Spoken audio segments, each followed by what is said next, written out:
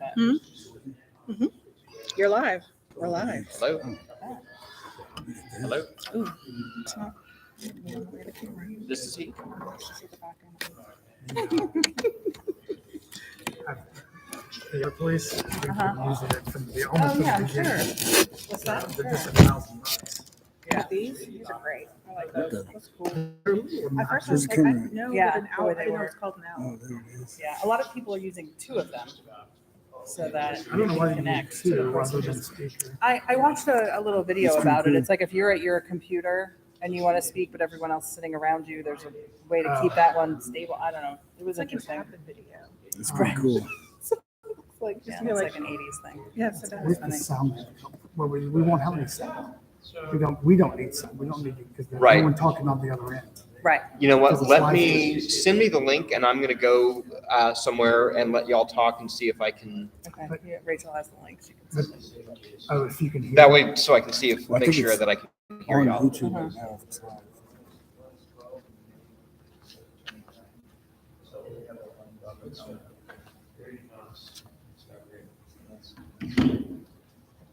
Send it to me too if you don't mind. You go on show it on. Oh, it's just our regular. Yeah, that's like that's what I'm getting it from there. Yeah. It's working. So Great. that's it. Perfect.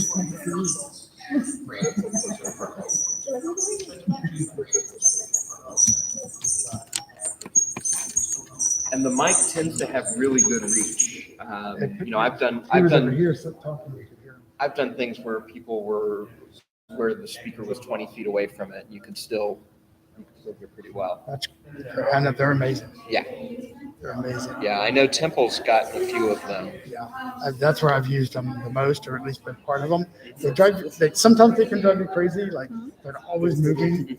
But Well, one of the things that I've learned if I'm doing it from my office, if I do it in the wrong place, so when I lived in Champaign, I was a recipient of the 40 under 40, and they give every awardee a mock-up of the Central Illinois Business Magazine with their face on it. And so there's a magazine cover with my face on it on my wall. And if we're doing the owl, it will think that's a person. that's funny. Yeah, That's actually funny. perfect. Thank you. I've also Did you need to send it to you? No, thank you. Hey, go ahead, Joel. Yeah, remember that chair. I've also noticed sometimes when we do this and the person hosting the meeting has it on a big TV, it will focus in on the person. Like it'll think the TV is also a person. Like, so it could do that, Yeah, it Here, to might. that, It might. okay. But it's not like it's not a big deal. right? You don't necessarily know it's focused on the TV. Most would, you will.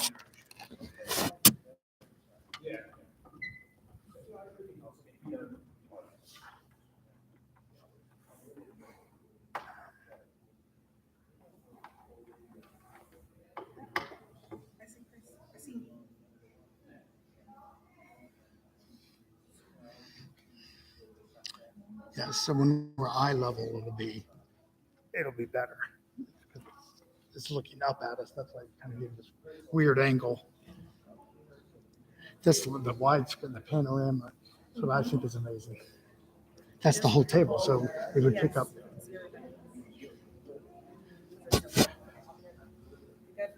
Joel, I think Peter, orange. I think so. You need anything? I'm good. The only thing I would love, I accidentally printed these two-sided and I meant to just one side. I don't need, fortunately I also made 2 sets, but I don't want to confuse people by having to tell them which side to look at. If you could just print out a set where this is the side I want, just one set of each with nothing on the back. So I should have. Different story or something? I think there are 7 different scenarios. So I only want them to be one-sided sheets. In fact, if you want me your copy, then I'll just do it. That'll be easier.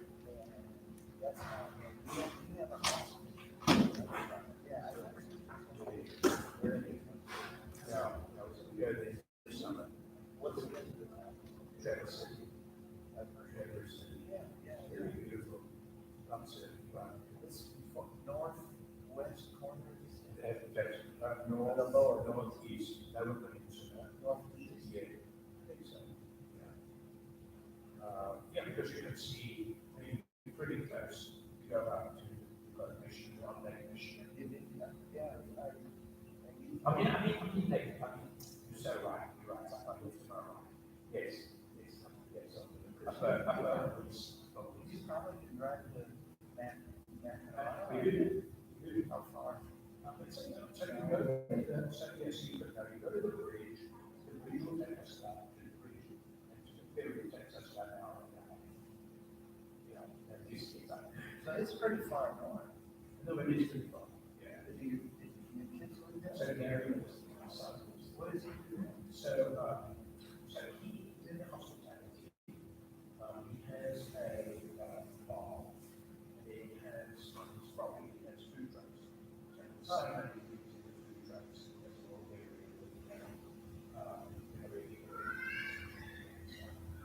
then, 2 years ago, he bought this land and,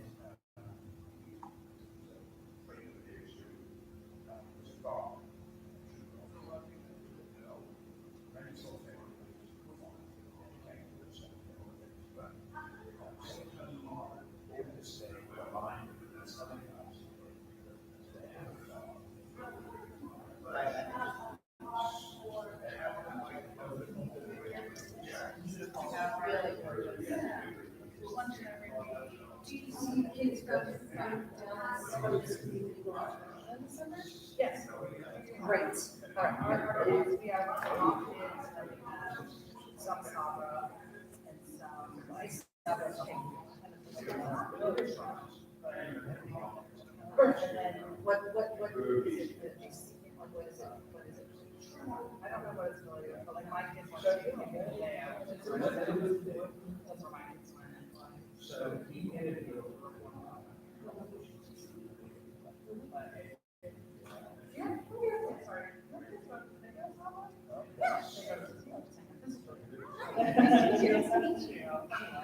What is the first time I heard you stop or believe it with the situation? Can I get one? Letters from ours. Wonderful.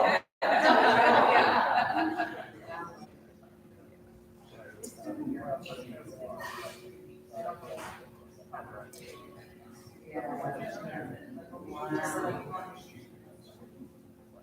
Wow. So what is this girl saying?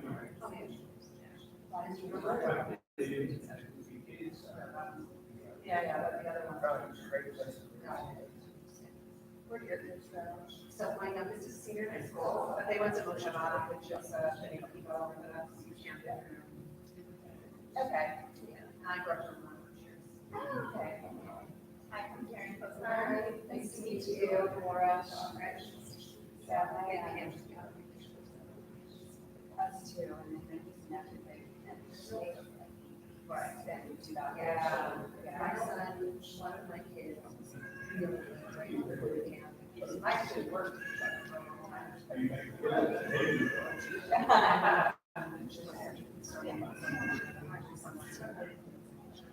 Well, so my oldest nephew now is not.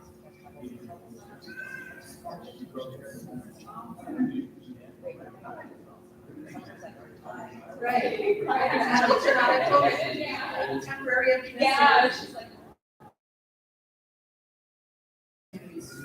Temporary emptiness. No, I'm sure.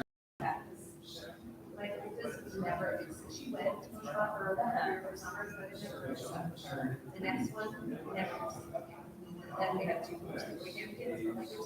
Like never. And now my youngest. So this is it. This is actually the end. Where are you going?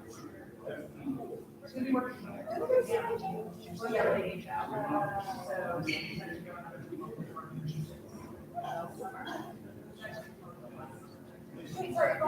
Yes, yes, okay. Sorry, yeah. Yeah, so the fun and boring. So the kids were learning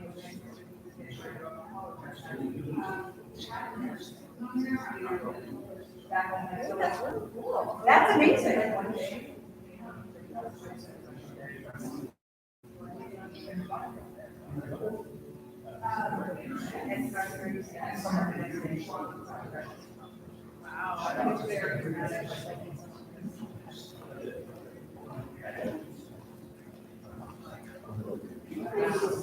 I'm really loving this. I'm checking that. Me too. Well, they do.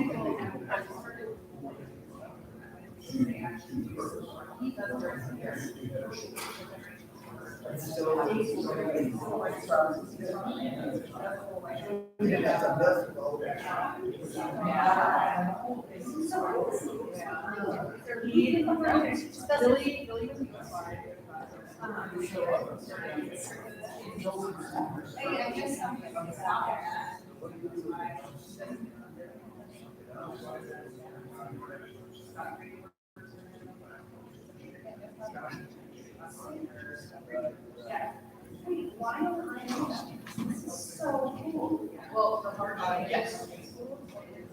Yep, guilty as charged. I had actually, I had asked the.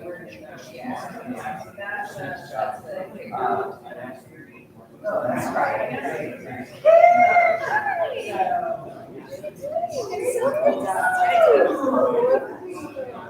Don't sit there probably coming in. Most posting AC life.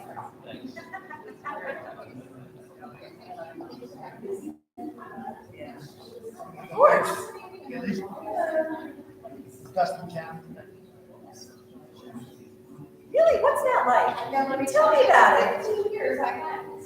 Hi, I'm Allison. We're on Facebook. We've never met yet. How are you? I would love to like.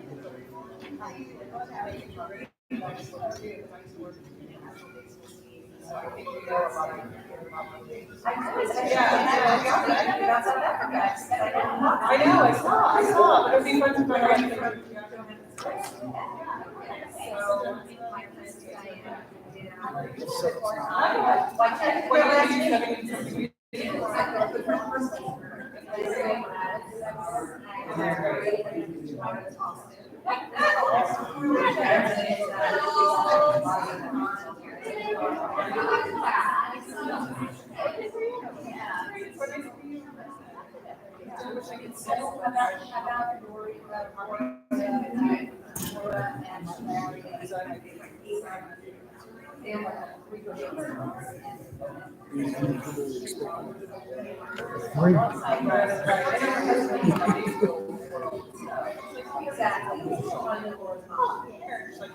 Yes, I think so.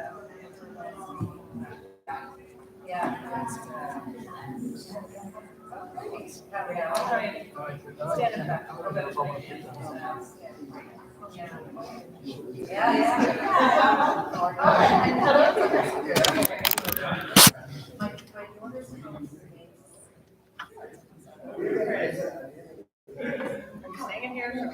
I'm probably gonna go out, but I might come back in.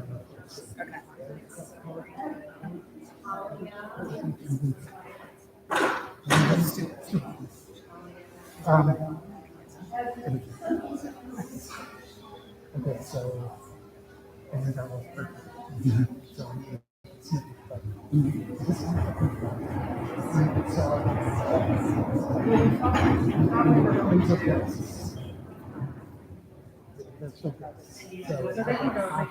well, no, I just got set up. So.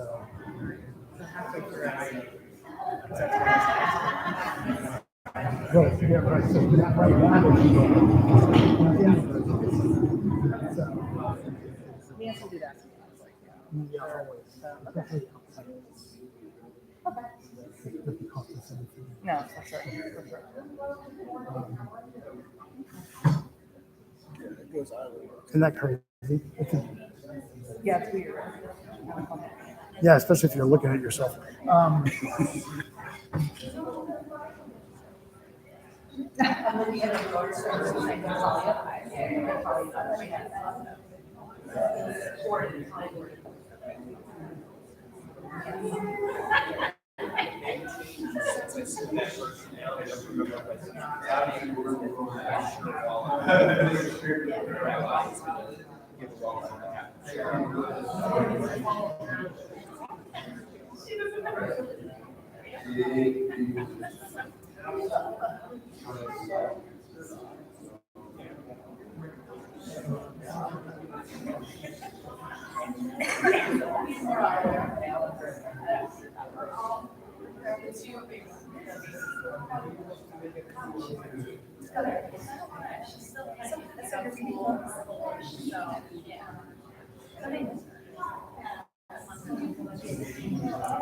So I'm gonna meet her on Friday. I have that in my hour at the beginning of the year. There's a person, a lower school, and I think that's nice. Yeah, but I was like, So that is actually, my first cousin left her decided she might have had an and she's well, just come on down here.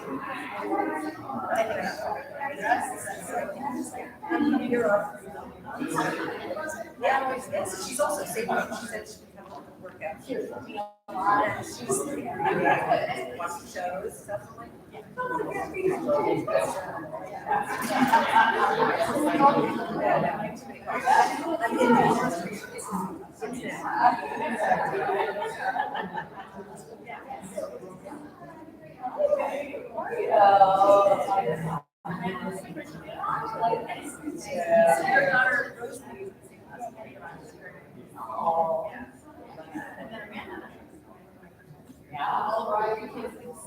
yeah, she won.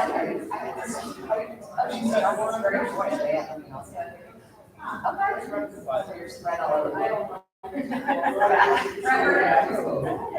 Well, your little one. Nice to meet you. Oh, yeah. She live up here. Yeah. No, you got it.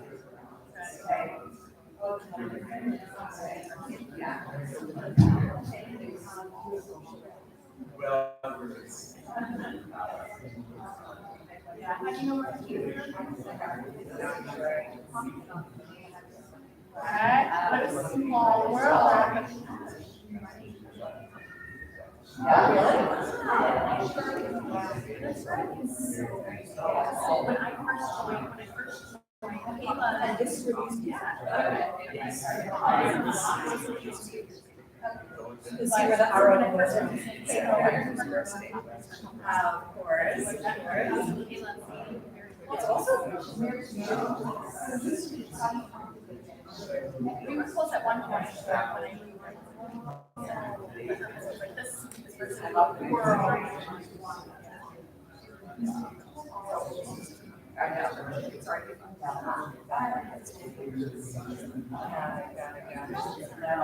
I grew up in Florida, and then I was in New York City and then LA. And so remember it? She was traveling a lot from California, and then just in college in California, especially with Central Lights. I worked for a company. Yeah, it's great. It's a great place.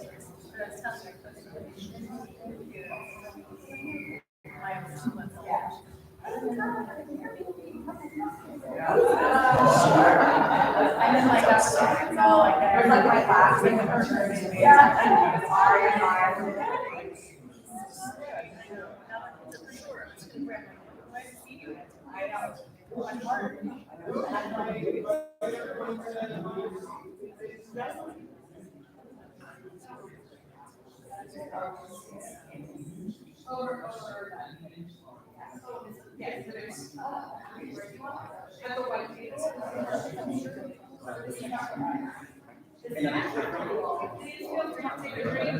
Everything going on. You don't want to wait that long.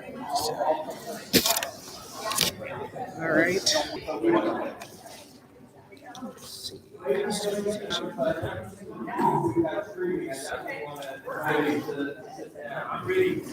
All right. Yeah, it was like I said, either that or June. So they didn't want to. we were like, no, let's do it sooner. So, all right. Okay. I'll find out when you're done. Okay. Okay. Mhm.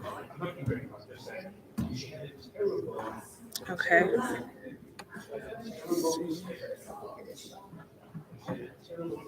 No problem. Bye.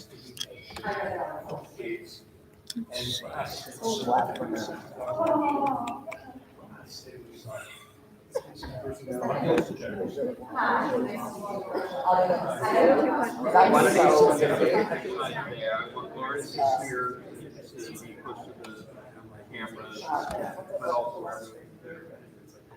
Laura, why don't we put you here?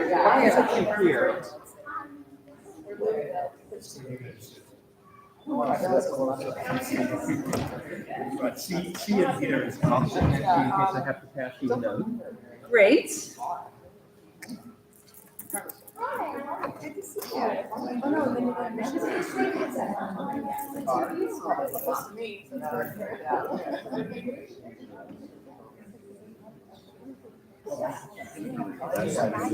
Good morning, everyone who's streaming. We will start momentarily, but we do see there are a few of you who have tuned in to the live stream.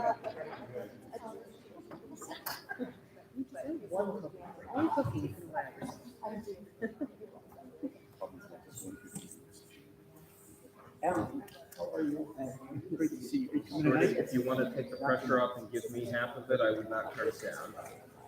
Oh, come on. No, don't do that. Don't do that. And he'll have the whole cookie.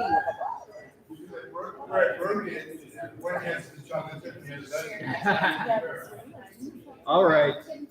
It was not my intent to make you get up on my behalf.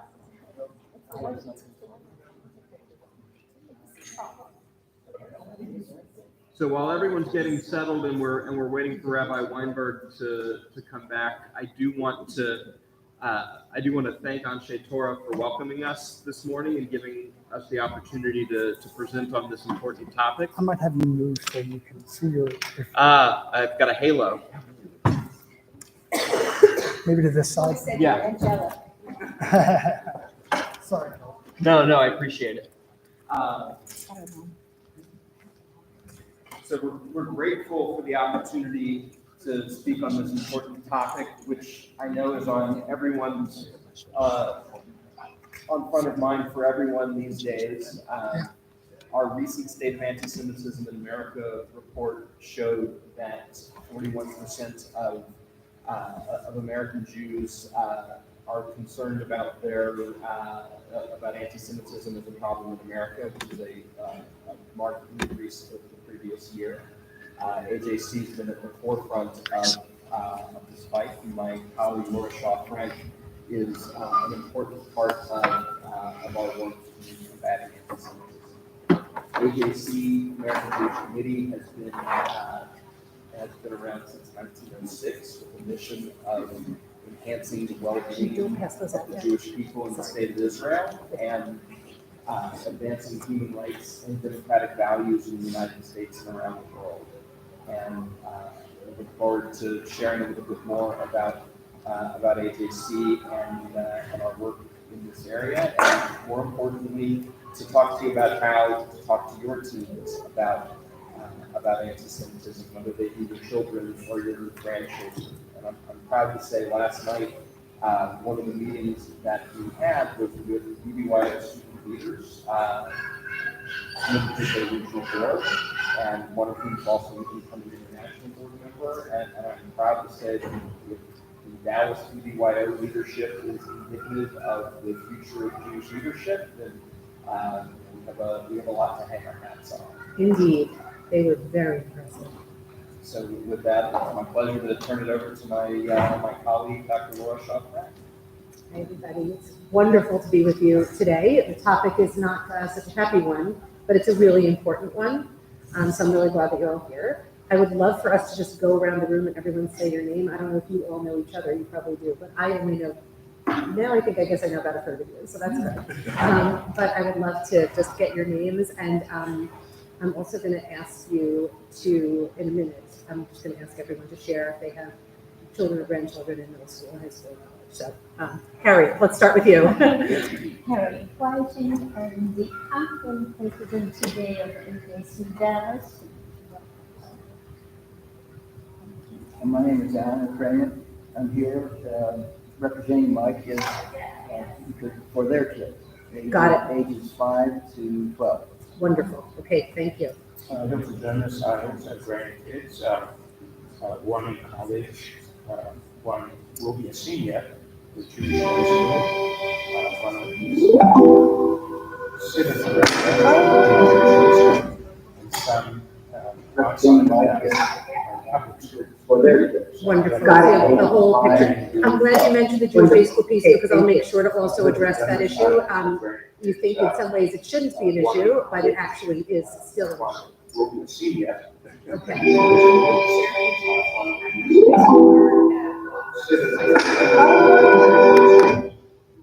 Kim. Wonderful. The whole picture. I'm glad you mentioned the Jewish high school piece because I'll make sure to also address that issue. You think in some ways it shouldn't be an issue, but it actually is still an issue.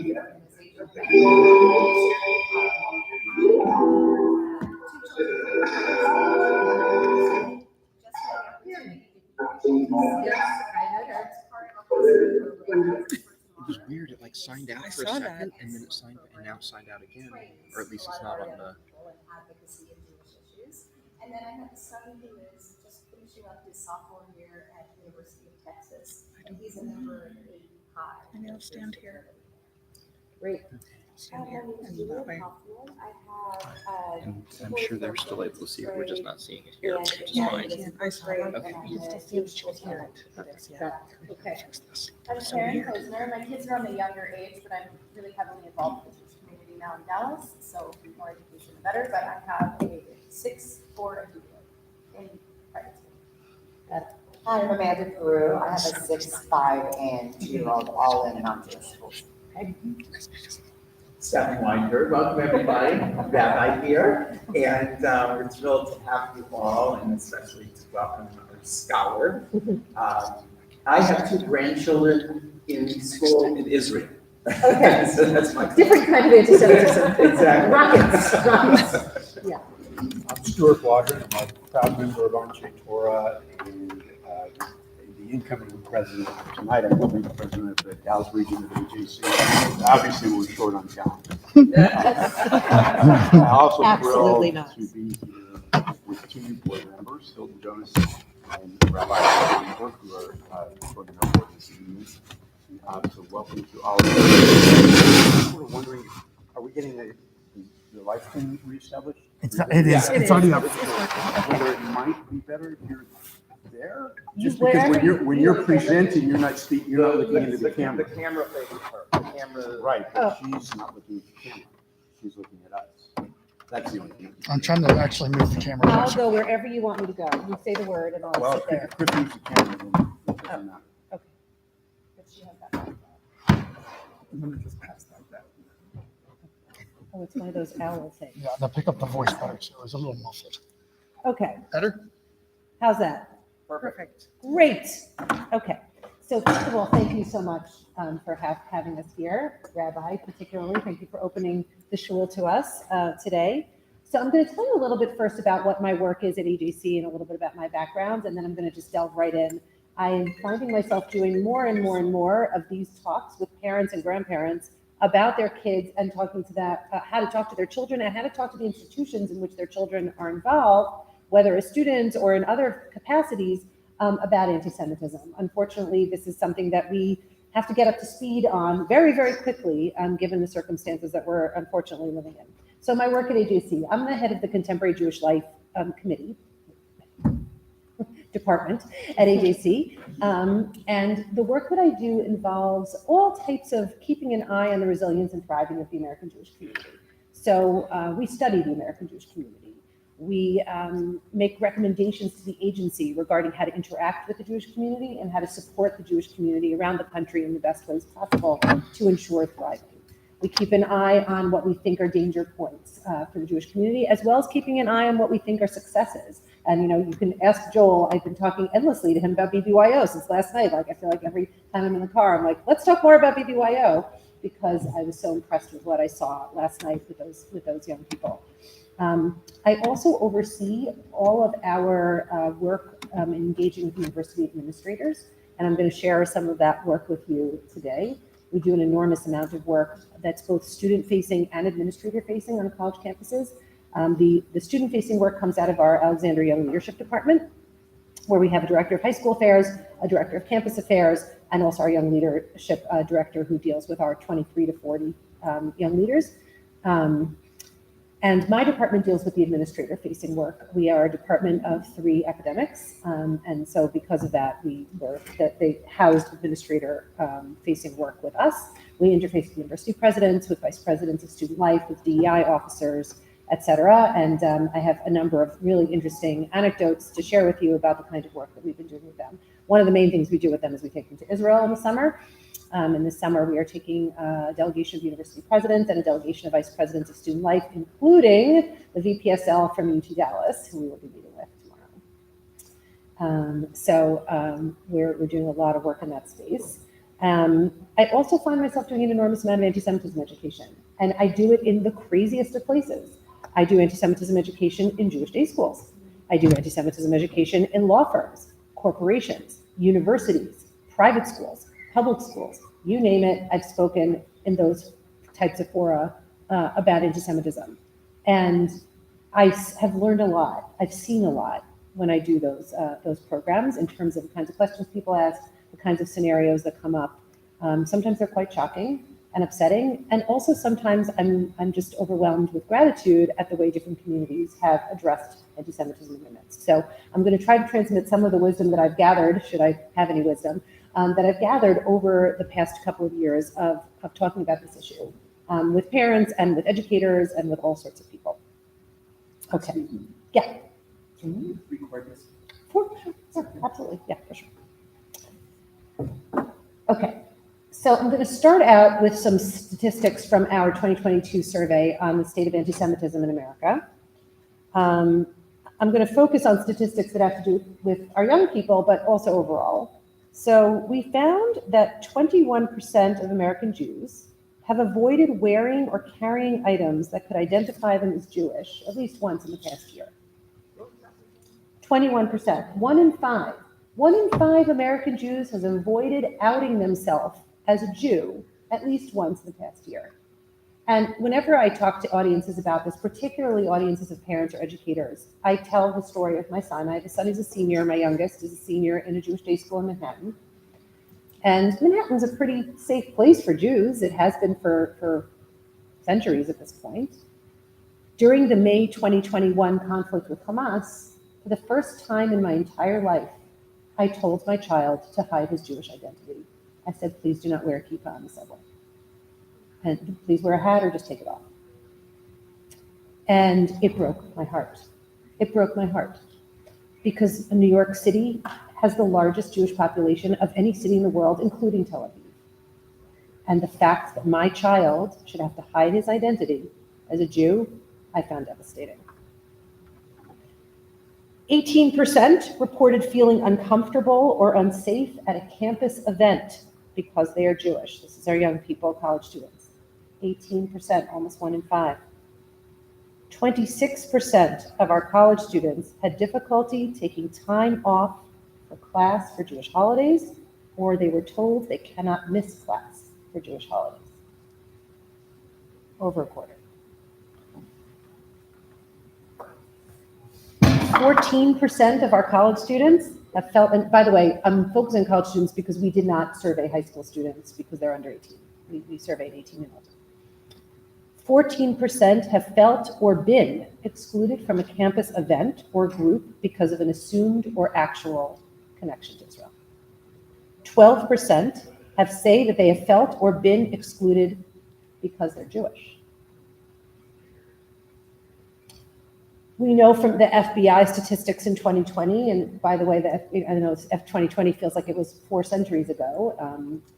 We don't have good updated statistics from the FBI on hate crimes of any nature, particularly anti-Semitic ones, because the FBI changed its reporting structure. It's something we talk about at AJC all the time.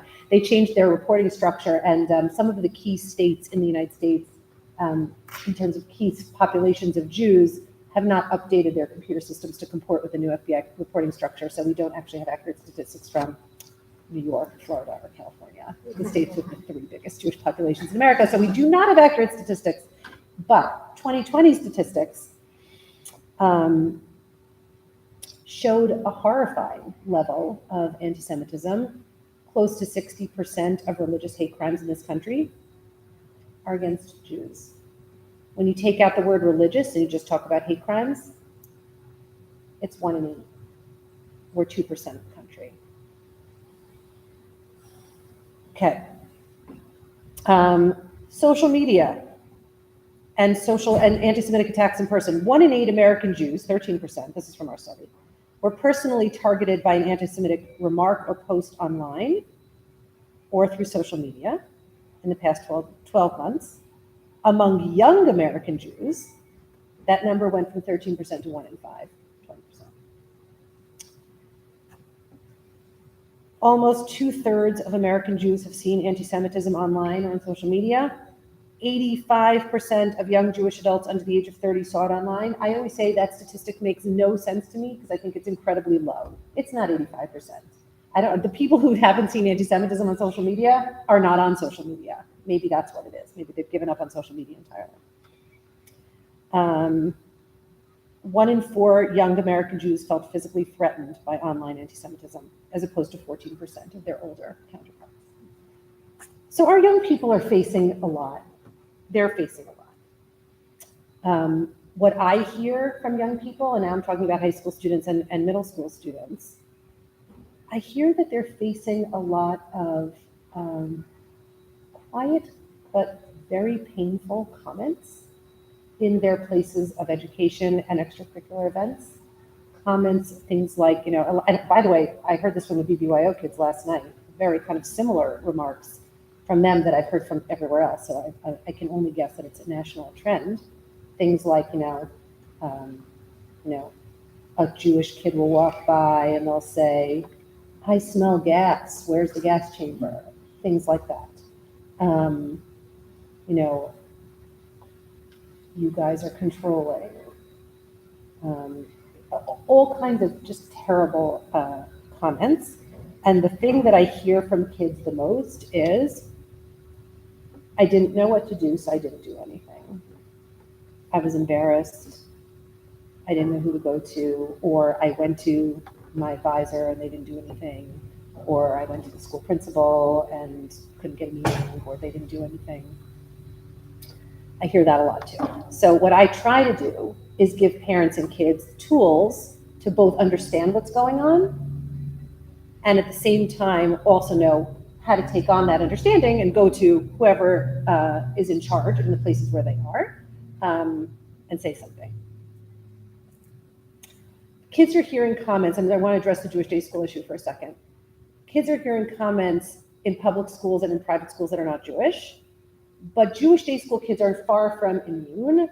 They hear it in their sports leagues. I mean, in New York, there's a Jewish day school sports league, so they all play other Jewish day schools, but that's the only place in the country where that exists. In every other place in the country, Jewish day school kids are playing other private schools or even public schools, Catholic schools, whatever it is, and they're hearing those anti-Semitic remarks on the playing field.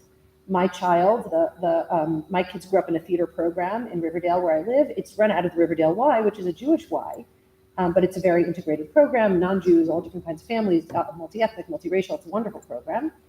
And my kids have had anti-Semitic comments from other kids in the theater program. Even though my kids all went to day school, they were certainly also not immune.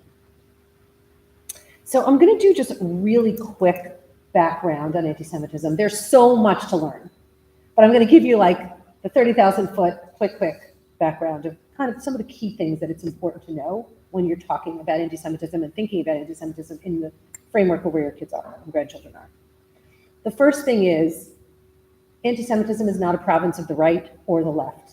It's a province of both. And it's really important that we keep that in mind. It comes from the far right, it comes from the far left, it comes from religious extremists and other places in society. Whenever you hear somebody saying, oh, it's them, it's those other people. I'm on the right, it's the people on the left. I'm on the left, it's the people on the right. No. Our old CEO, our former CEO, David Harris, used to say, to fight anti-Semitism, you have to be swivel-headed. And it's really, really important to remember that, because the minute you say I'm swivel-headed and the minute you say I'm not going to call out one quadrant more than another, that's the moment where nobody gets off the hook. What happens is when one side accuses another side, they're letting themselves off the hook, and nobody can be let off the hook. So that's number one. Looking at those quadrants where anti-Semitism comes from, anti-Semitism on the right is much easier to identify in general. In general, what we see anti-Semitism on the right is, first of all, it tends to be more violent. Second of all, it's stuff we know, we're familiar with. It's swastikas, it's gas chamber jokes, it's things like that. Anti-Semitism on the left can be harder to identify. By the way, there are some things that are province of the right and the left. Jews are greedy, Jews are controlling, Jews control the media, all that stuff. The right and the left, and everyone engages in that one. But the left has the province of the anti-Israel anti-Semitism more than the right. And that can be really complicated to identify. When is it legitimate criticism of the government of the state of Israel, which every country deserves criticism. God knows the United States deserves criticism. And we can criticize Israel legitimately, right? And that is good. Countries should be criticized. But when does that criticism cross the line and become anti-Semitic? That's something that people really struggle with. They don't know how to define it. So I'm going to give you a way to define it. This way was coined by Natan Sharansky. Natan Sharansky, you may have heard of him as a famous refusenik. He was in the Soviet Union, imprisoned for wanting to leave to go to Israel.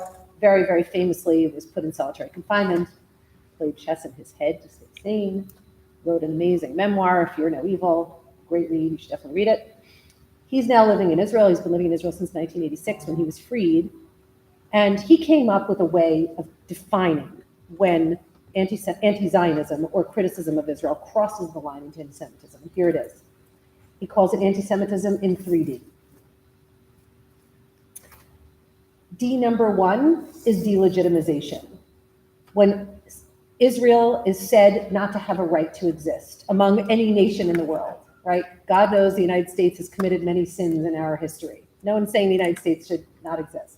I mean, maybe there are some people, but they're so marginal that they're irrelevant. So delegitimization is the first one. The second one is demonization. When Israel is called epithets or terms or concepts are applied to Israel that are so beyond the pale as to be insanely ridiculous, such as the Israeli army is the Nazi army. You know, you see this in political cartoons sometimes, etc. That's demonization. The third one is double standards. When Israel is alone held to some kind of a standard, when other countries in the world who are veteran and repeated human rights abusers are let off the hook. The statistic I always use when I talk about double standards is for some 20-year period, I don't remember exactly which 20 years, but it was like recent 20 years, definitely in the 21st century.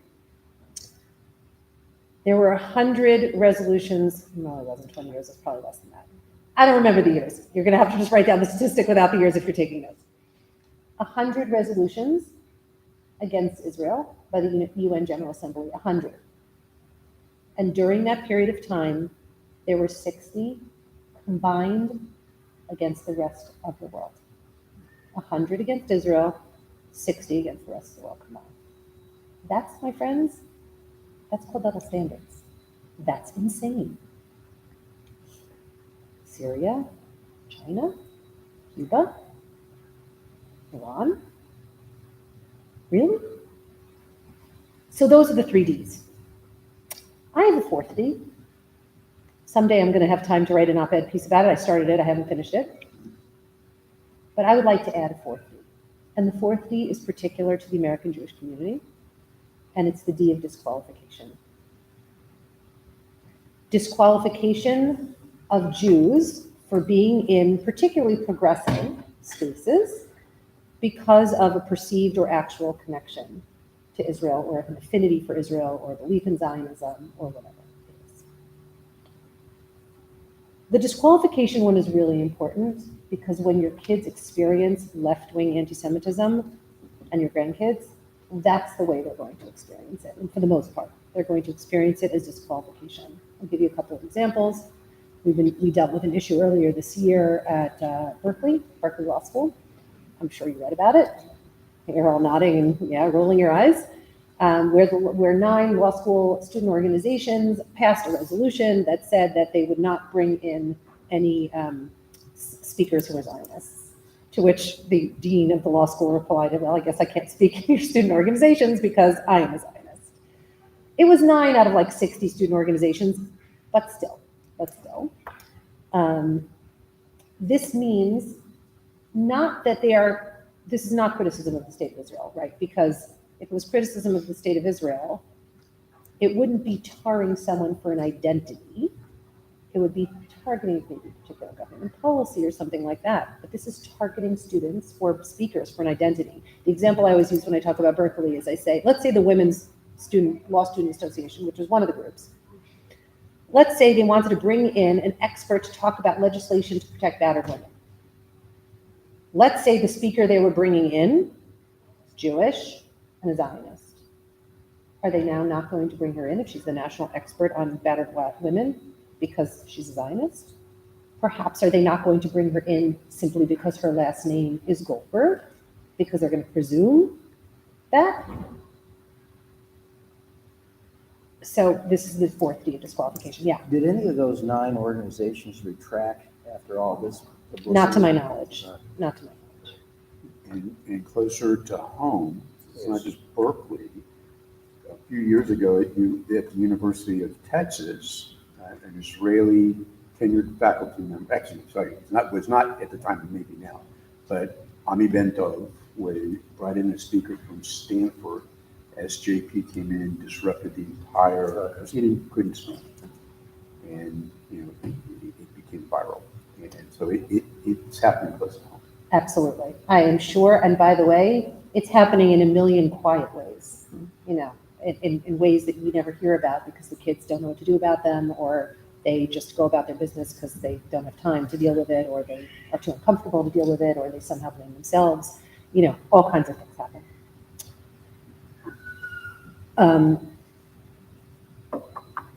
I like to use a quote, kind of an overarching quote when thinking about anti-Semitism, from Barry Weiss's book, How to Fight Anti-Semitism, which was published in 2019. It's a great book. Highly recommend. She wrote, "In the eyes of the anti-Semite, the Jew is everything. He is whatever the anti-Semite needs him to be." Right? If you are, this is, I'm a Jewish historian. When you think about, early 20th century anti-Semitism, for the capitalists, the Jews were socialists. For the socialists, the Jews were capitalists, right? And that continues to this day. If you're anti-Israel, then Jews are somehow, American Jews are somehow supporters. First of all, the vast majority of American Jews are supporters of Israel, 80%. But American Jews are responsible for Israel, for their actions, for the Israeli government's actions that anyone might disagree with. American Jews deserve violence against themselves for that. So really important to remember that one. I've given you a really bleak picture, and now I'm going to make it a little bleaker before we get better. Making matters more complicated. Jews are hard to define.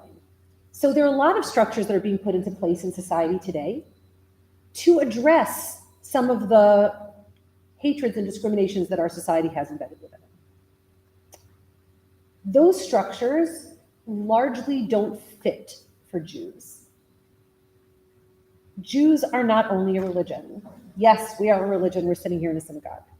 But there are a lot of Jews, not the majority, but a significant minority, who are not religious, who don't believe in God, who don't believe in religion, and yet who feel themselves to be Jewish, and who are Jewish, and who have strong Jewish identities. So we can't just talk about anti-Semitism as a religious discrimination issue. It's very important that we don't do that, actually, very important. Can you state that again? Yes, it's very important that we do not call anti-Semitism a religious discrimination issue. It's not. It's much beyond that.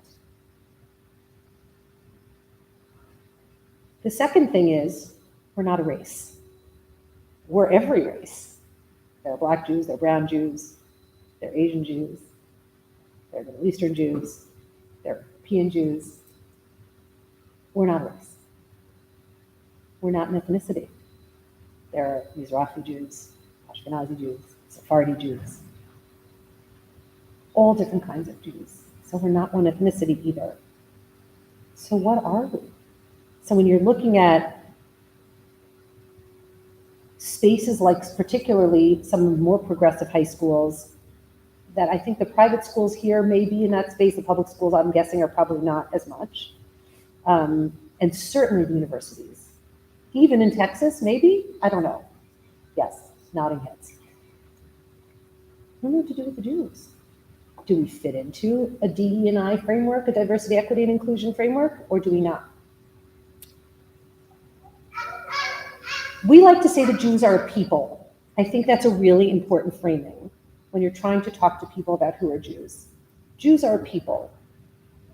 What does that mean? Well, it means that we are an ethno-cultural people with a unifying religion that most of us adhere to in some way, which is a lot longer than saying people.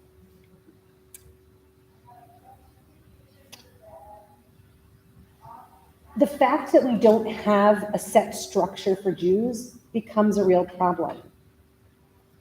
A question I get asked all the time in almost every presentation I give is, and in my corporate presentations mostly, like law firms, corporations, insurance companies, are Jews white?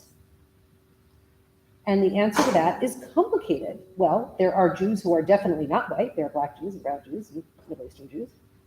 But then there are also white expressing Jews, Jews who look white. But are we white? Well, not really, but yes, but no. So that also is something that needs a lot of unpacking. And the reason that comes up, particularly in the spaces that your kids are in, which is really, really important, is when there is any kind of division of students or grouping of students according to race. That may not happen in Texas. It happens in New York, where I'm from all the time. You'll have to tell me if it happens here. Some of the progressive day schools, private schools in New York, not Jewish day schools, private schools in New York, will do things like they'll have affinity groups among the students. Black student affinity group, Latino student affinity group, an Asian student affinity group. But there's no Jewish student affinity group. And here's the issue, what I was just saying about religion. So you say, well, why don't Jews have an affinity group? Well, that's a religion. We don't have religious affinity groups. We're not a religious institution. But Jews aren't quite a religion. Well, you're white, so you can be in the white affinity group. But my grandmother was in Auschwitz. Are we white? So that takes some unpacking. What I like to say, and I think this is a good phrase, is white expressing Ashkenazi Jews are conditionally white. Conditionally white means, yes, we operate in the world as white for whatever benefits that gives us, we do. And those benefits are very young. It was not too long ago that Jews were being excluded from university spaces for being Jewish, from neighborhoods, from country clubs, from law firms, from places of employment. This is not that long ago. And certainly still on the far right, Jews are considered people of color. So to call Jews white and to lump Jews together with the general white population is ignoring a particular Jewish experience that needs to be understood by our interlocutors. And it's really, I think the phrase conditional whiteness is helpful. There have been a number of excellent Jewish history books about conditional whiteness, Jewish conditional whiteness in America. It's well studied, it's well documented. And it's deserving of a whole session in and of itself, but I'll just leave it at that conditional whiteness. The last issue that comes up, and then I'm going to get to the positive, I promise, is the conflation of American race issues with the Israeli-Palestinian conflict. There's an excellent article that a guy named Mati Friedman, who's an amazing journalist, follow him. He writes for The Atlantic a lot. He lives in Israel, he's American, oh, that's Israel. He wrote an amazing piece in The Atlantic. I don't remember what it's called. Maybe, Joel, we can send it out afterwards. I've saved it as a PDF because it's so good. About the way that Americans look through an American lens at Israel and use our background and our framework for understanding race to understand the conflict between Israel and the Palestinians. It is not an apt comparison. I'm not going to say that there's no racism in Israel. There is racism in Israel. There's racism everywhere. Racism in Israel extends not only to Arabs, but also to Jews of color. The conflict between Israel and the Palestinians is a conflict of nationalism. It's a conflict of two peoples claiming the same land. It is not a conflict between white Israeli oppressors and colored Palestinian oppressed. I know I don't need to tell any of you that. But that's a very important framing that we have to remember. That's how Americans are seeing it. By the way,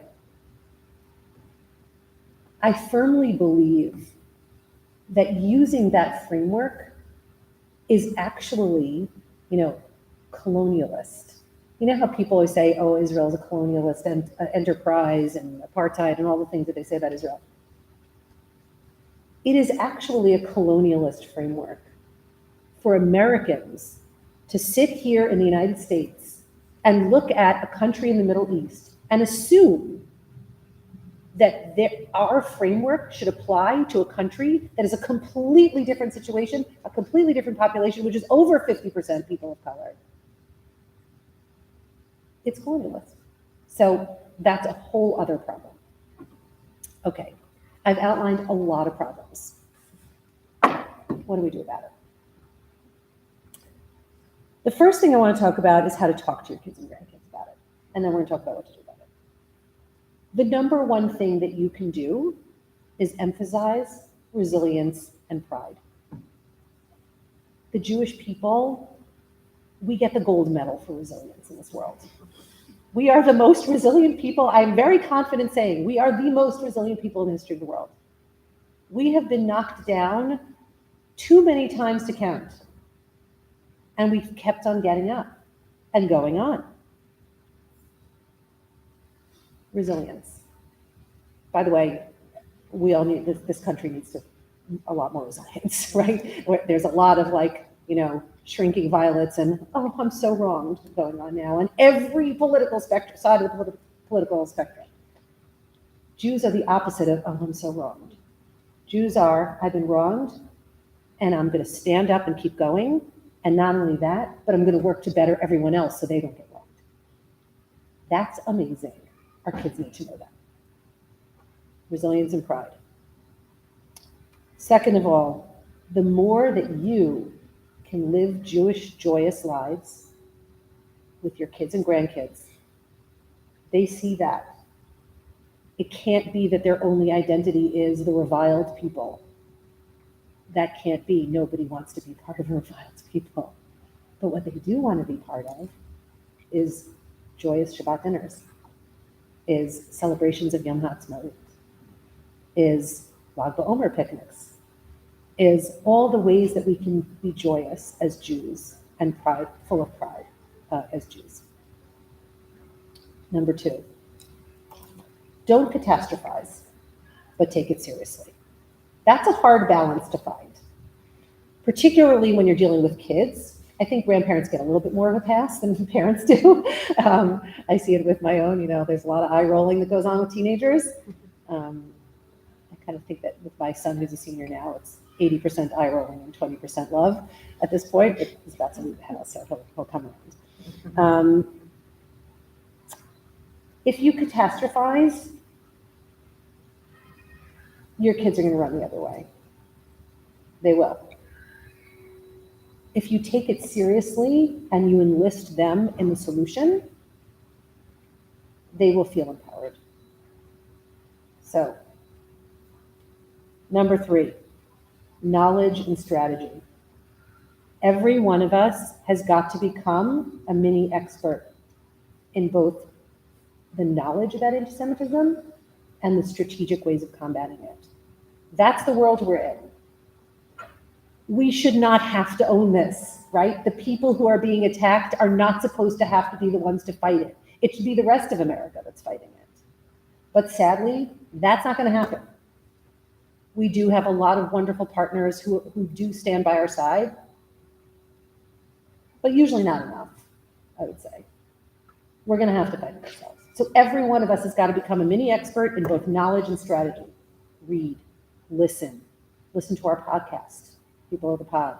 You'll learn a lot from listening to People of the Pod. Read the articles that come out in all the different places. There are some really excellent ones. Follow Yair Rosenberg, who writes the Deep Shtetl newsletter for The Atlantic. He's excellent on anti-Semitism.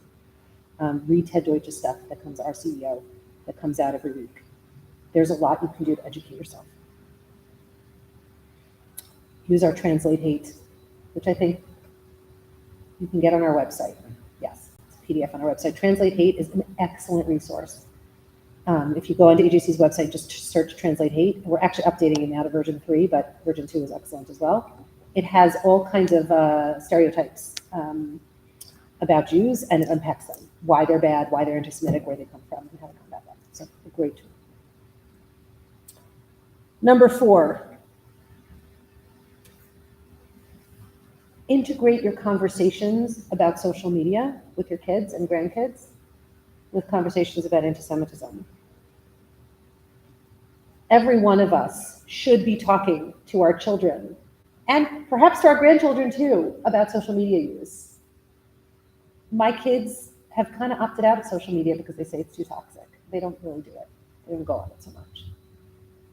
But a lot of kids do, and they're on it for hours every day. We should all be talking to our kids about social media engagement. And part and parcel of that conversation has to be anti-Semitism. When to engage, when not to engage. Here's my rule of thumb. In general, don't engage.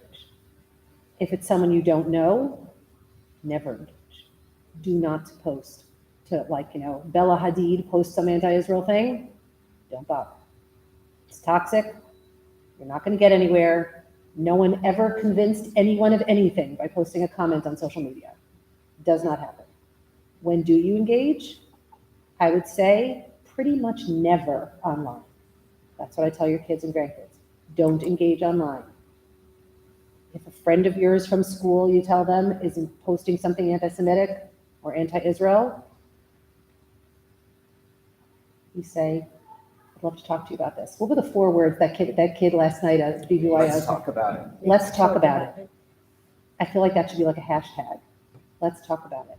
This amazing BBYO kid, he should run for Senate. He LinkedIn me this morning. Really? Yeah. He's such a freaking star. This kid, I'm telling you, first of all, he needs to either go to rabbinical school or run for public office or become the next CEO of AJC, or I don't know what, but he's such a freaking star. He said to this kid, a friend of his in school, a really good friend of his, who posted something, and he said to him 4 words, let's talk about it. There are ways of teaching kids how to have those conversations. That takes a lot of time to kind of unpack with them. But, don't engage online in general. Elevate the positive. Talk about allyship rather than dwelling on us versus them narratives or victim narratives. There's too much victim narrative going on in America now. There's a lot of allyship that's going on. Joel and Kim can tell you all about it. There's excellent work being done here. Harriet's been doing a lot of this work with our Muslim Jewish Advisory Council here in Dallas. We have Latino Jewish alliances. We have Black Jewish alliances. We have Asian Jewish alliances. We are doing a lot of work in the allyship space. Encourage your kids to get involved with allyship spaces. Those are the spaces that make the difference, not commenting on social media. when you can change someone's mind by changing their heart, and the reason you're changing their heart is because they know who you are as a person, that's when you really make society change.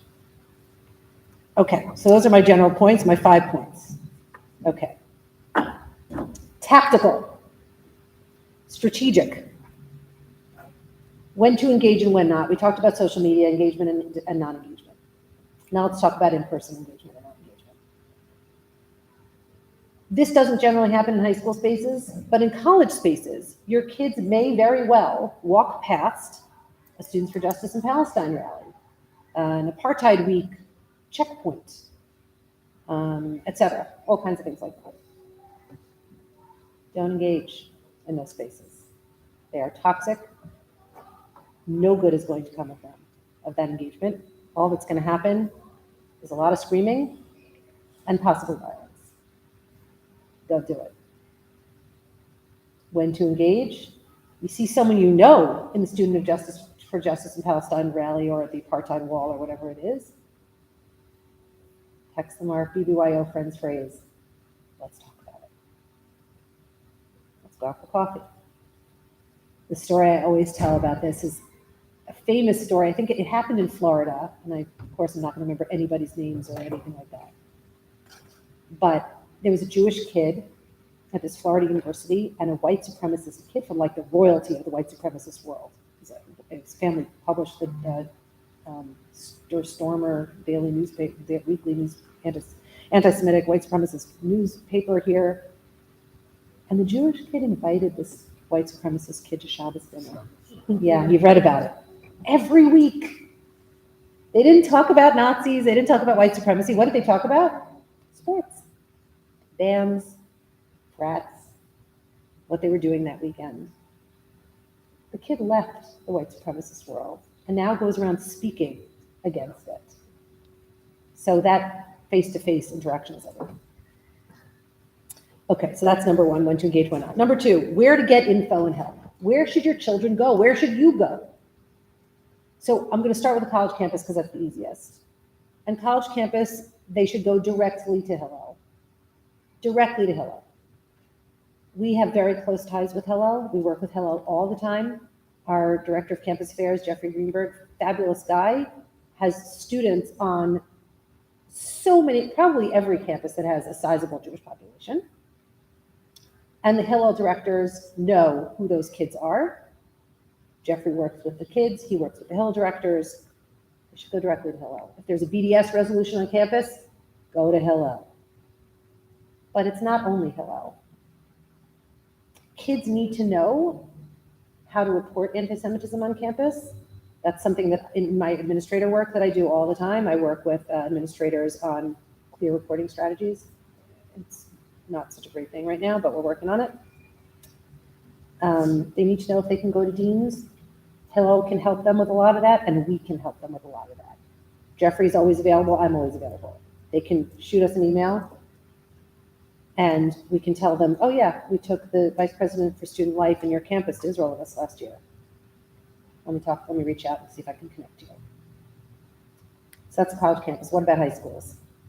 That's harder. It's harder.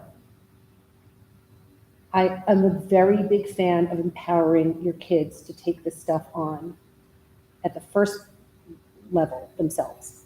You're teaching them unbelievable resilience when you do that. And you're teaching them to stand up for themselves and to be good self-advocates, which is life skills, not only about anti-Semitism. Tell them to go talk to their advisor. Tell them to make an appointment with the principal. Prepare them ahead of time for what they're going to say. Work with them on it. And then if it doesn't go well, then you step in. But don't step in first. Let them do it, because then you're training the advocates for the next generation, right? Advisors, student life directors, etc.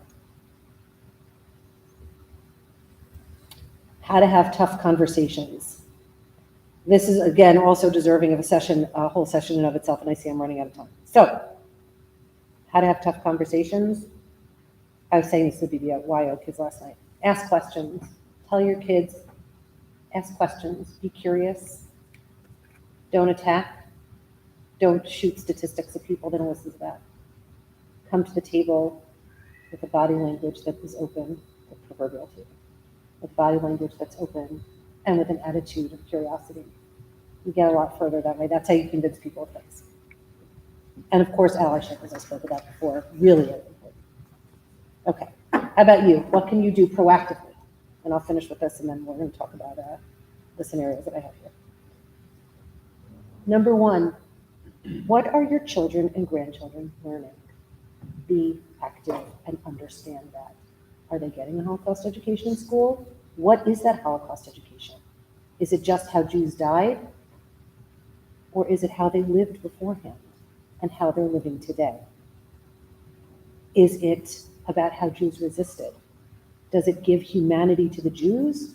Or is it simply an education about numbers of people who were killed? What is the Israel education that your kids are getting in day school or Hebrew school? Really important. You think the day schools are doing a good job? Well, guess what? They're not necessarily doing a good job. I've worked with a lot of day schools on their Israel education. I'm working with another day school. I'm working with one of the premier day schools in this country right now. And they came to us to write their Israel curriculum because it wasn't good. They need to know not just about Israel's history, not just about how to talk about the background and the history of the Israel-Palestinian conflict, but they also need to learn about how to be advocates. They need to know how to do that. Find out, what are they learning in day school, what are they learning in Hebrew school? If your kids don't want to go to Hebrew high school, which I know is a huge problem, figure out other ways for getting them an Israel education, or entice them or bribe them or do whatever you have to do to get them to go. So be an active consumer of what your kids are learning. Advocate for more Israel education. Advocate for the schools to talk about anti-Semitism and the Holocaust. Lastly, I highly recommend our call to action, AJC's call to action, which is on our website. Again, you can search it in the search box. It's amazing. It is framed at addressing the many different areas in our society that are dealing with anti-Semitism.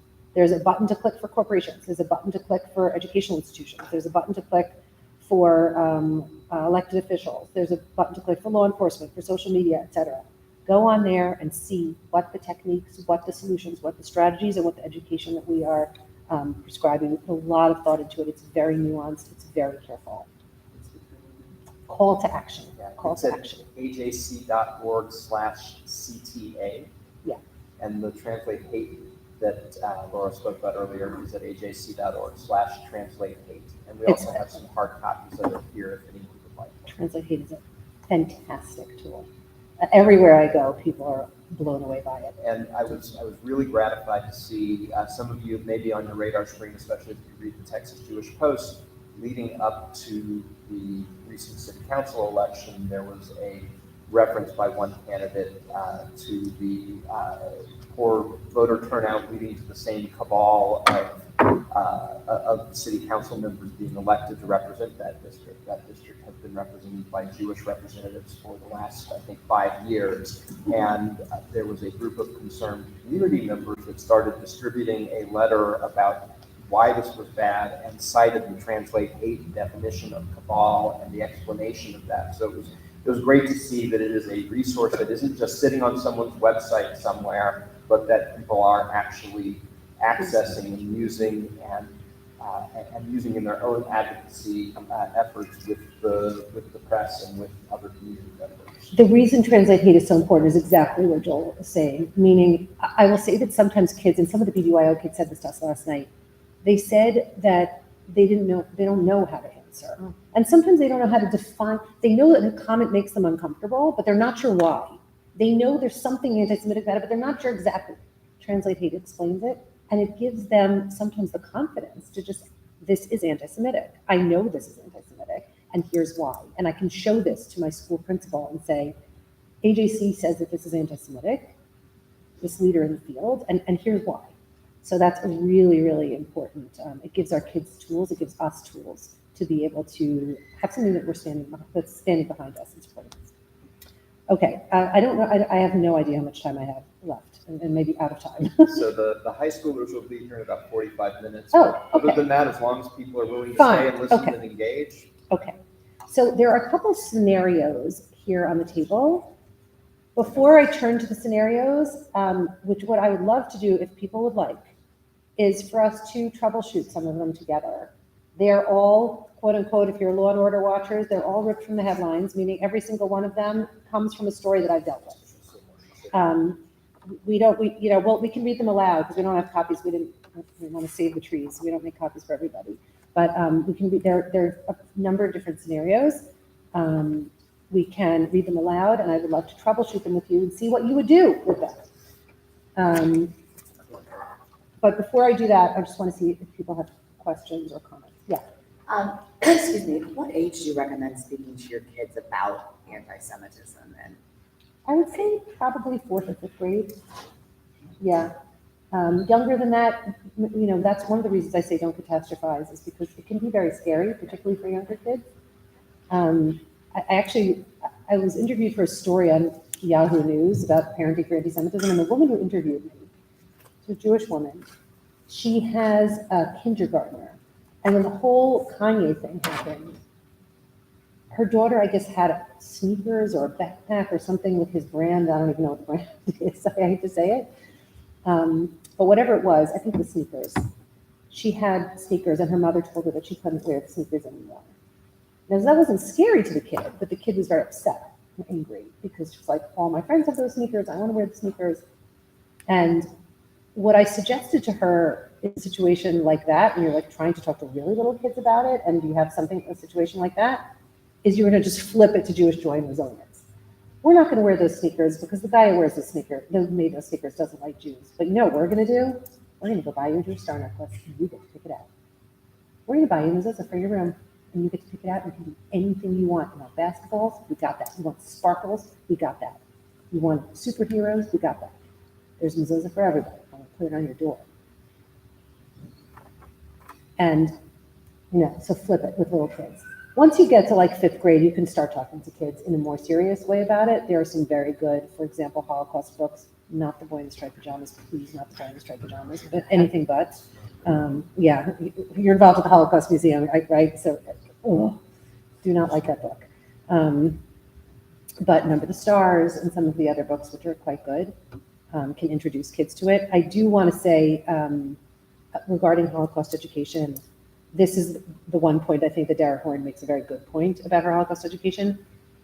It is really important, as kids are learning about the Holocaust, to make sure that we're not sending a message to the world that anything less than the Holocaust is somehow acceptable, right? Sometimes when we put all of our eggs into the basket of the Holocaust, we can end up with, all right, well, the fact that my child is being excluded from every single club on campus because they are Zionist, that's okay. So that's my caveat about that, but you can start talking, I'd say 5th grade, 4th, 5th grade. Yeah. So at that age, like 4th or 5th grade, especially with kind of the way there's so much in the world right now that is so scary for kids, at that age, how do you switch it to joy in a way that doesn't feel, like I have, one of my kids has a lot of anxiety. He's really concerned about the shootings and then people hate Jews and this and that and the Holocaust. How do you educate them without making it a catastrophe and making them overly anxious? I would say that the best thing to do is to focus on stories of resilience. And the story that I would use, actually, someone has got to do better curriculum writing and just write a children's book about it. We got to teach them about the Soviet Jewry movement. About the what? The Soviet Jewry movement, which our former CEO, David Harris, was anyone here at the rally in December of 1987? Okay.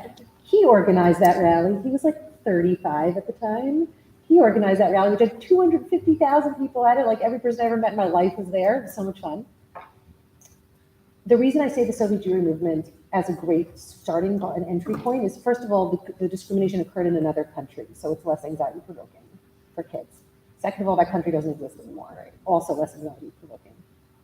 But it's an example of how the Jewish community stood up and said, absolutely not. We are not going to permit this to happen, and literally changed the world. I mean, there are historians who say that it is certainly within the realm of possibility that it is the American Jewish community that was the straw that broke the camel's back of the Soviet Union. Because of the legislation that we helped get passed. Jackson Vanik, exactly, because of the massive presence that we were in protests. We convinced the American administrations that they needed to do something. So I think that's a great, an opening point. They didn't let Jews be Jews, right? So then automatically you're in this moment of, well, we're allowed to be Jews, and let's think about what we want to do Jewishly to celebrate the fact that this country allows us to be Jewish in any way we want. And American Jews are strong, are resilient, are strategic, and did this amazing thing by freeing these Soviet Jews. So I think that's a place to start, a really good place to start. Fifth and sixth grade. I have an 11-year-old and a 12-year-old. Fifth and sixth grade.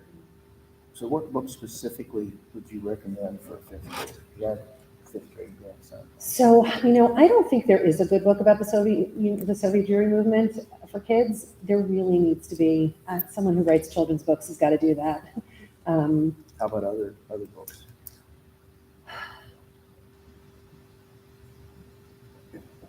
The books that I'm thinking about.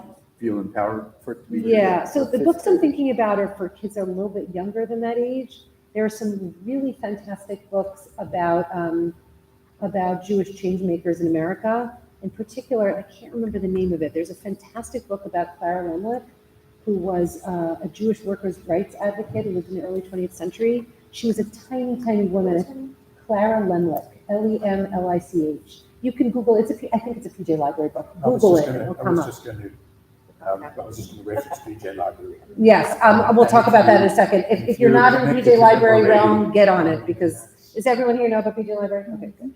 So the book about Clara Lemlich, I used to read it to my high schoolers. I taught an American Jewish Experience class for a number of years, an American Jewish History class in a Jewish day school, and I used to sit them down and read them this book about Clara Lemlich, because it's all about this tiny little woman who changed the world. I mean, she changed workers' rights in this country, and she did it in Yiddish. So, those kinds of books that inculcate enormous Jewish pride are fantastic. It's called Brave Girl. Brave Girl, that's exactly what it's called. It's called Yes. Brave Girl. Yeah. Thank you. Yeah. So I need to leave in about 10 minutes. Okay. So, first of all, I just want to say that having been involved in some of the situations through the Federation years ago, when it wasn't even as bad as it is now, anti-Semitism on campus, listening to you is both depressing, it creates my own anxiety, but at the same time, I think that things that you've talked about are absolutely, they're real in our face. And I think that if there were more of you got a budget, we should have more of you to be able to continue this process on an ongoing basis here locally or in towns. I don't know how we do that, because parents need to hear that. Yeah. If it's from the pulpit, and again, we don't want to deliver bad messages and always negative messages. If it's evenings with parents, even if it's through virtual communication, what you're saying is so important, both to kids but also to parents, because what we found is that parents, when their kids go off to school, there is this sense of keep your head down. You're there to study, and you're there to get your degree, and don't engage. And we find that what we found was that when there were resolutions that came up to the student councils, our kids were not there with the vocal voice to counter those through the students of justice. So I think that there's so much of that you can teach and that you can impart. The other thing that we found was when we did approach as a group, we went all of us down to Boston, the Dean of Student Affairs told us, when we told them what our kids are experiencing, this woman told us, your kids need to have tough skins. That was the response. Oh my God. All right, so I'm glad you said that because it just reminded me of a point that I didn't make that I needed to make. Okay, so, and I mean, Dan Prescott, you all know Dan, Dan Prescott was there this saying, and we were flabbergasted, but that's what we were told. And so the question is, you touched on it earlier, it's another area that I think we need to, it's such a big issue that we just need more of it, is what I'm saying. Thank you. I'm glad that you said that about the tough skin. There's a point I want to make about that, which is one of the bad spots that we're in America now is there's a constant one-upsmanship, not of who's more resilient, but of who's more oppressed. That's going on in the society. And our kids, because they're white typically, not always, but most American Jews are white, they don't feel that their pain ranks. And frankly, the DEI officers in colleges and in high schools also don't think our kids' pain ranks. So I have two things to say about that. The first thing is, we should not be ranking pain. Social work school 101, my husband is a rabbi who has a social work degree. Social work school 101, we do not rank pain. Everyone's pain is pain. No one's pain is more important than somebody else's pain. And number two, this attitude, which we actually hear, like literally our director of academic affairs, who is in my department, was just talking to the dean of students of the business school at University of Michigan. And the woman told Sarah Pruden, my director of academic affairs, we don't really have to deal with anti-Semitism. Really, our Jewish students are quite privileged. Right? Okay, so. Yeah, that word comes up a lot. There was that Stanford conference in 21 where the DE&I committee said Jews having power and privilege don't warrant the attention of the DE&I committee. Right. And that's where it switched, by the way, from the early days when Jews there was so much anti-Semitism and excluded from universities or jobs or things like that, that people don't see it like that today. They see us as being the privileged society, like everybody else, and so therefore, that's exactly. So one of the things that's really important to use is the phrase lived experience. That is a phrase, those two words are really important. The DE&I world, the progressive community, speaks about honoring the lived experience of people who are struggling.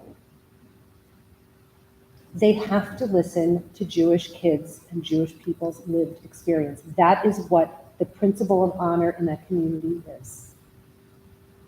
And it's a good principle. It's a very good principle. But it means that they have to not make decisions about what our level of privilege is or is not. It means they have to listen to how we are. We get to decide. We get to speak about how we are doing, how we are thriving, how we are not thriving, where we need our help. So lived experience, very important. 2 words there. Yes, I want to be in touch with you because I'm working on a Holocaust education initiative and I want to talk to you about the museum. And I'll see you tonight. Perfect, okay. Because I have a really cool initiative I'm working on nationally with Juliana Margulies from ER and For Good Wife and stuff, so, yeah. Sorry. See you tonight. Thank you. This is for me? Okay, this by the way is fantastic. And that's bringing awareness to non-Jews. What's his name there? Kraft. Thank you. Embracing. Yes. And tell us. I'm going to tell you about that. Okay, so the school I'm going to mention, and I'm so proud of this, is the Fieldstone School in New York City, which has a reputation of being the most lefty, most progressive, most woke, most this, most that school in the world, and has so much anti-Semitism. I can't even begin to tell you. They've been in the New York Times. Google, search the New York Times Fieldstone School. You'll see. You'll see what went on there. So what are they doing? Okay, I'm going to tell you what they're doing. They came to me, to AJC, because they had one of their Jewish parents is on our New York board, up and coming leader in New York. And they came to me and they asked me to be the advisor to their Jewish parent affinity group. And we took it on. And everything has changed. Everything. First of all, they had me do an anti-Semitism talk for the entire school population. Parents, faculty, kids. It wasn't required, but there were hundreds of people there. Second of all, they've embraced Jewish American Heritage Month. They're doing all this curriculum stuff. They have books, they have this, they have that. Third of all, they have this thing, it's called the Adler requirement. It's like a diversity requirement the kids have to take classes, and they had not permitted the Jewish classes, any Jewish study classes, to be part of the Adler requirement because Jews weren't oppressed enough, were too privileged, whatever. That's done. We have a class in the Adler requirement that's a Jewish class. Holocaust education transformed. The DE&I guy completely bought in. We did a Lag BaOmer picnic at Fieldston for the school community. We're doing a Shabbat dinner next week for the entire school community. Everyone's invited. We did a sukkah building and decorating for the entire school community. Talk about, like, those are the joyous things, like the Jewish pride and resilience that we need to show. All happening at the school. It has taken a lot of work. There are still bumps. We just had a recent situation where they brought in a Holocaust survivor. Well, last year on International Holocaust Remembrance Day, the school did an assembly about Martin Luther King. That the Jewish parents were beyond livid. What's the Jewish percentage? Oh, a lot. It's like 20%, maybe 25%. It's high, very high. This year they had a Holocaust survivor. They did a whole assembly. Holocaust survivor came to speak, and there was actually a whole thing that happened, and we're still kind of dealing with it. The Holocaust survivor was found to have spoken on Fox News against critical race theory and some other things and this and that, and so the students of color group had a fit about it and wanted the school to issue a letter condemning, disavowing the speaker. And the Jewish parents were like, look, you don't have to agree. We don't agree with what he said. But you don't send out a letter disavowing a Holocaust survivor who's 90-something years old. That's just not appropriate behavior. And the school doesn't employ him. You don't have to agree with every single thing a person says who you bring to teach in your school, to speak in your school. What are you teaching kids about resilience when you say to them that every single person they hear from, their poor delicate ears have to, and he also didn't say anything offensive. Your poor delicate ears, I'm sorry, you're resilience. So we worked a lot with the head of school on it, and they did not issue the letter. Do you have any examples like that of Jewish high school programs, like religious school programs, that have really had some significant success?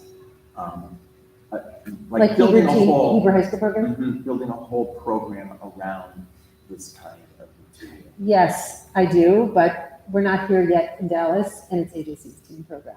We have an amazing teen program. It's called Lift. We're going to get it here. Joel just needs a few more staff members to pull it off. But our Lift program, it's 7 sessions. It's for high schoolers, 3 hours on a Sunday. It deals not just with these kinds of things, combating anti-Semitism, et cetera, but it also talks about Jewish identity and being proud, joyous Jews. That's the first session. The first session is about Jewish identity. There's education about anti-Semitism, there's education about Israel, there's education about the conflict, and there's education about strategies for advocacy. The kids are brought to Washington, D.C. for an advocacy fly-in. We had a fabulous, it was so great this year. They met with all kinds of leaders in Washington. They met with Deborah Lipstadt. They met with staffers on the Hill, et cetera. That's another takeaway that I have, is we have to figure out a way to staff Lift here in Dallas, because there's a need for it. And we did 2 cohorts. We found it's very staff intensive, and at the time we only had me and an assistant director, and that was it. We had great success with those 2 cohorts. There is a virtual cohort. It's not the same doing it virtually, but it is impactful. Kim's daughter actually just completed the first virtual cohort, so you can talk to Kim or her daughter Maya about their experience. There are opportunities. I think registration is already open for the next virtual cohort. Which is taught by our director of high school affairs, who's a very seasoned high school educator. He was the head of the Jewish history department at the Charles Jewish High School in Greater Washington. And we sure would love to be in a position, a year from now, to be saying, and Lift is coming back in person in Dallas. One of the things we were thinking about, and we have to think about how to do this, is do we do some one-offs through BBYO, through, I don't know if you have a USY chapter here, et cetera. Is it possible for us to bring in one of our educators from New York, myself, or some of our other educators from New York, to do that, that kind of thing? I would love to expand or other library. We do have a Hebrew High program. We serve Sunday morning, only one currently in Dallas. But yes, we should talk and find a way to get people that, how do we get more of this experience, training. Yeah, it's a great program because it's very experiential. It's like very hands-on. We could do a lot of discussing and it's not a lot of lecturing. It's a lot of like hands-on kind of stuff. We've seen incredible results from the kids. We had one of our LIFT students in New York. This is actually extraordinary. Because of his LIFT experience, he ended up organizing in his school interreligious mayoral student forum.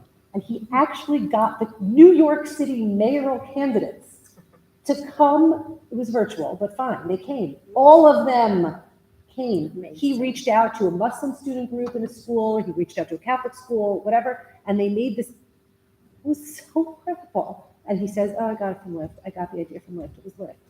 And the thing I love the most about Lyft is that it has its origins in a student stepping up and saying, I need this. We have a student in New York whose parents were involved in AJC, who saw everything going on, was concerned about what life was going to be like for him when he got to college, and happened to be at an event that David Harris, our then CEO, was at, and said to him, what is AJC doing for me and the upcoming cohort of student leadership? We need something. AJC, help us. And Lyft was born. Yeah, it's amazing. I mean, and by the way, those of you who said you're day school parents, we have tons of day school kids in Lyft. And they're like blown away because they're not getting the stuff from the day schools. It's geared toward high school kids? Yeah, mostly rising 11th and 12th graders, meaning they apply in 10th and 11th. We usually don't take 9th graders. As you know, if you're parents of high schoolers or were parents of high schoolers at some point, a lot of growth that takes place between 9th and 10th grade.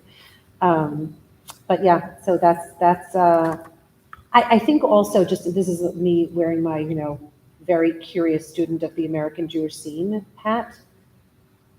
I see that we're going to have to reinvent Hebrew high school because I was just telling, who was I talking to about it? Somebody here. There was just an article about it. The kids want curated experiences that are focused on something specific. And also they're disengaged. So something that's curated, something they can put on their college application, something that is time limited because they're so busy. Applying to college is insane. Those things are really important. So we have to re-envision what education looks like for our teens. It's incredibly important. And I think that this type of a model, whether or not every community can't have lived, there's how many hundreds of communities in this country. But that type of a model that's focused on the education you need to be joyously proud and resilient as a Jew and how to advocate for yourself, maybe that's a model. Because there's a lot of Jewish education that comes, the thing that we don't do is obviously religious education. We don't do that. Although we do cultural education. So maybe there's a session, some kind of a model like that works in synagogue spaces where there's also a session about ritual. But I think the kids by that age, they've had the religion. They want to know more about Jewish life and kind of. Right. I do think though that there are ways of engaging kids with religion as well in the way that they want. Kids love text study. They really do. You wouldn't think it. But like I go into these places with teens. I just taught a group of New York City girls. I taught them about the daughters of Tzlopchad. I don't know if you've ever heard of them. They're a little known group of women in the Torah. I'm sure you know about them. They're amazing. You can actually learn, and this is how to do it, by the way. Every lesson you need to know about Jewish advocacy, the daughters of Tzlopchad teach you. 100%, they're all there.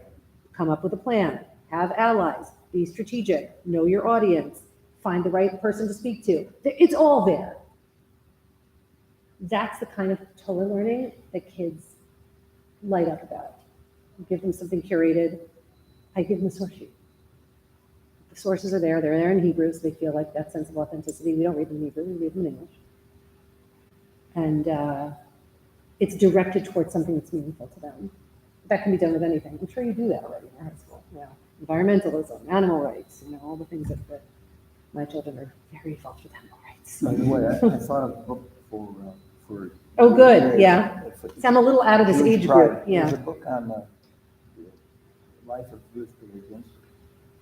Yeah, I was going to mention that. She can be politicizing in certain circles, but yeah, I mean, she's amazing. Yeah, she's amazing. Absolutely amazing. Yeah, yeah. And I'm sure there are many, many more. But So I'm a tweener, so my daughter is 10 years beyond graduated college, and now I'm a new grandparent like Stefan. But with kids that are now in college, is there a role for some use of social media? I realize arguing with a Bella Hadid is a zero-sum game, but this is Jewish American Heritage Month. Yom Ha'atzmaut. There, whether it's AJC or some other Jewish organization, there are posts that are talking about hundreds of missiles raining on Israel right now from Gaza. Can a college student use social media in a way that is effective to get the message out to contemporaries who some may be Jewish, but most probably aren't, but to sensitize them to some of the issues? Or yes. Is it too toxic? So I think dangerous to be? I would say the answer is yes and no. Yes, like we do Instagram sliders for young people on all kinds of issues of importance, and they can be shared and reshared. I think the more kids put up their own personal posts that say, things that are resilient and prideful and joyful about being Jewish, as well as correcting misconceptions and saying things about Israel that are actually true, etc., that's all great. The problem with it, there are a couple of problems with it. Problem number one is some of our kids don't want to out themselves as Jewish online, right? A lot of our kids, because they get all kinds of hate. Every time I tweet about something, I get all kinds of hate. And I have barely any followers on Twitter, so it's not like I'm so popular. That's the first problem. The second problem is Bella Hadid has more than double the number of followers, and there are Jews in the world. So, it's spitting in the wind. It's nothing. We're a drop in the bucket. Having said that, where it is useful is to your child or grandchild's cohort, to their friends, to their acquaintances. If their feed has multiple posts that are proudly Jewish, that are correcting misconceptions about Israel, that are fighting anti-Semitism, those things I do think make a difference. A story I love to tell from my Hillel days as a Hillel director at the University of Illinois. Yom Ha'atzmaut, we had a celebration on the quad, and of course there was a counter protest at the same time. And so the Hillel students were handing out falafel, playing Israeli music, waving flags, celebrating. The protesters had an apartheid wall that they were erecting. And at one point, my kids were about 2 or 3 at the time. We walked back to the student union to get them some ice cream. And a few Hispanic students were sitting at the entrance to the union, and one of them saw that I had been associated with the events on the quad, pulled me aside and said, what's going on over there? And I said, well, there's one group of students that is celebrating Israel's anniversary, and they're listening to music and handing out Israeli food and celebrating, and this other group is exercising their First Amendment rights. And the Hispanic student says to me, that's really a shame. I have this friend who went on a trip called Birthright and showed me their pictures of Israel, and it was just so beautiful, and it seemed like such a special experience to them. This was when social media was just breaking out, so if this had happened 4 years later, they probably would have been telling about the wonderful posts they saw on their friends' social media feed. But the point is the same, when your kids and grandkids go to Israel, whether on Birthright or Teen Tour or however they get there, have them post about it and share about it, because you never know what that ripple effect will be. Mhm. And same thing with any expressions of Jewish pride, to to not be, train them to be that resilient young person and never be afraid to post that and be proud of it. And to ignore the haters, unless they're feeling endangered, obviously. And report them. Report. I've gotten a lot of people kicked off Twitter in my day. I don't know if that happens anymore because Twitter's not right now, but yeah. Other questions? Okay, great. Thank you so much. If you want to take some of these scenarios and take a look at them and use them with your kids, do so. I'm happy to take any questions one-on-one if you want. I just wanted to say I've heard you countless times, and every time I have the privilege of sitting with you, Laura, I come away with something new. Oh, So thank you, Kim. thank you. It's really terrific information. And tonight, Laura is going to be talking at the AJC annual meeting in Sharon at 7 o'clock. If you would like to hear her again, and the topic is Jewish American Heritage Month, the importance of Jewish pride during challenging times. And next week, there's a I promise a lot of program. uplift. There's a virtual program that you can register for at ajc.org/advocacy anywhere. Where she is, forgive me, I don't know the title off the top of my head, but it's like 5 amazing moments in AJC's, Jewish believe it or history. not, 10 amazing moments in American Jewish history. And I have 2 of my favorite professor friends who are joining me, neither of whom are professory at all. Laura Arnold Liebman and Zeb Elif. They're both amazing Jewish history professors who teach about all kinds of quirky and interesting things in American Jewish history. It's going to be a lot of fun. What's that called? Thank you. It's an Advocacy Anywhere program on Monday. It's called AJC's, believe it or not, 10 Amazing Moments in American Jewish History.